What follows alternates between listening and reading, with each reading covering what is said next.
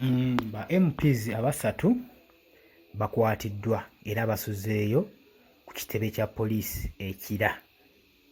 Basuze ku poliisi ku division y'ekira gye basuze olwaleero. Babatutte ku makya basuzeeyo olwaleero.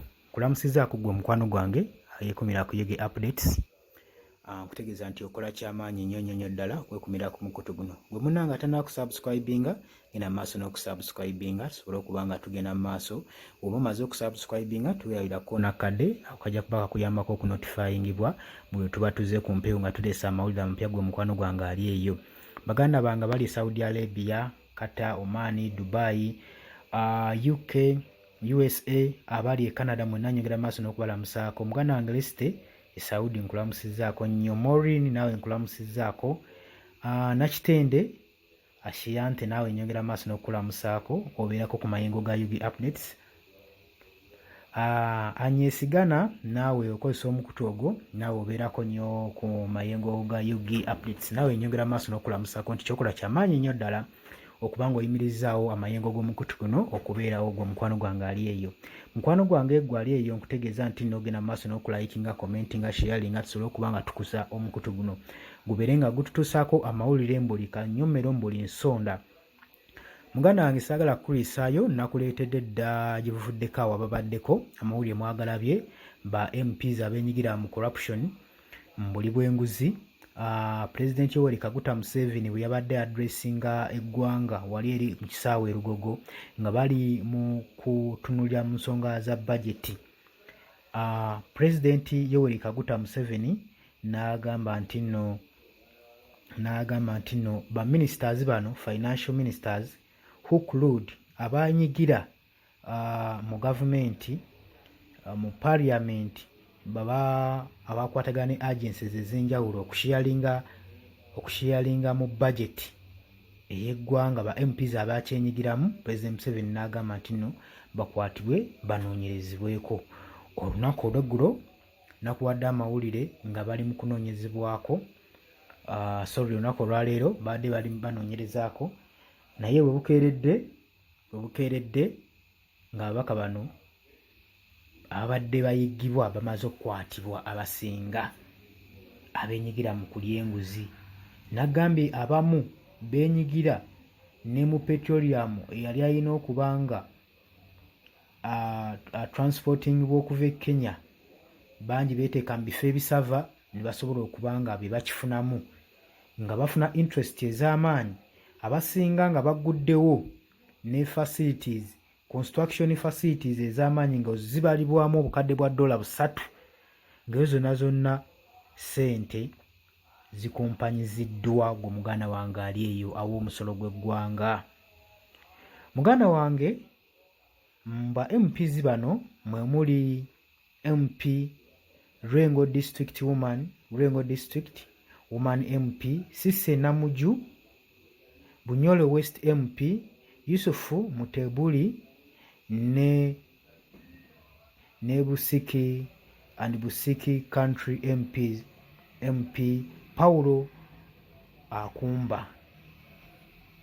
Bano nno be bamu ku badde banoonyezebwako eggulo nga bayiggibwa nga tebakubikako kya mulubaale, naye kyaddaaki poliisi emaze n'ebagwako, emaze n'ebayiggayo mu nsiko gye badde beekukumye.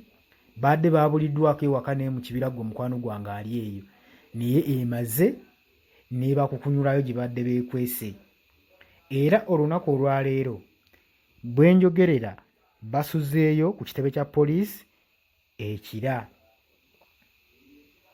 Mukwano gwange squad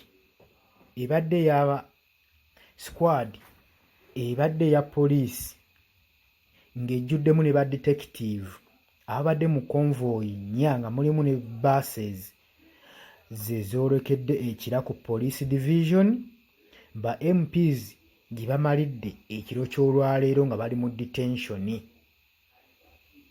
Mukwano gwange wenjogerera bali under arrest. Okukwatibwa kuno kwazze oluvannyuma lwa President Museveni okubanga areactinga ku ba officials bano ku financial ministry bano abeenyigira mu government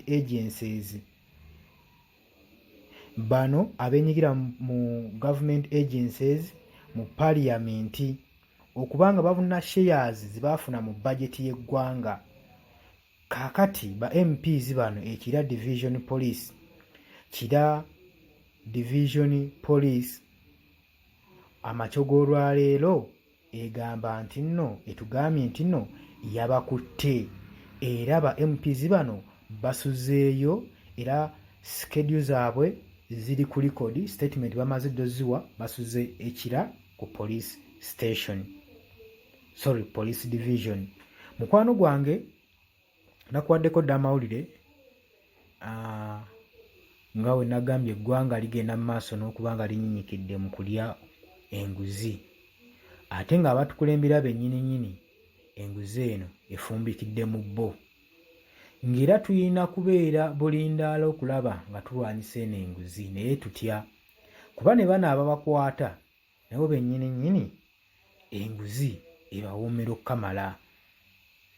Naye wenjogerera katulabe nti banaaba tebafuuyidde ndiga mulere, katulabe oba banaakolwako nga we kiragirwa okulaba nga omuntu ataakiriza ssente z'eggwanga yattu omuntu wa wansi zaawa omusolo gwawa gwe mukwano gwange ali eyampuliriza.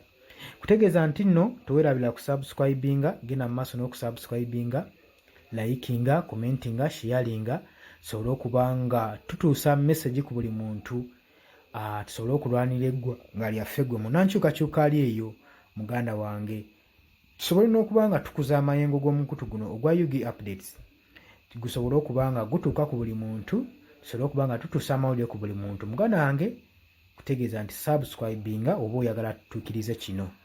Mbaagala nnyo, tovaako.